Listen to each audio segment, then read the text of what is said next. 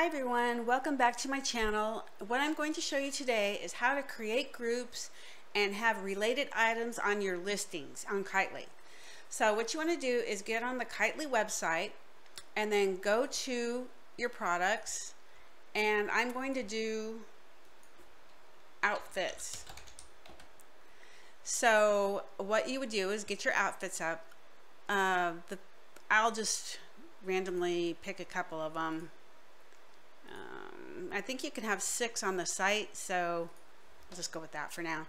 Anyways, you want to go with actions and then change group. Then here you want to add group and put outfits.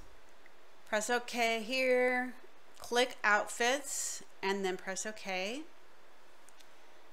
Then you would go to your store, your Kitely store, and type in outfits so you can find one of them that you did. I believe I did this one. And on the bottom, there's your related products. Very easy. I'm so happy that I found out how to do this and that I can share it with you. I hope it helped you. And please give this video a thumbs up if you liked it, or a comment. And I thank you for watching. Have a great day. Bye.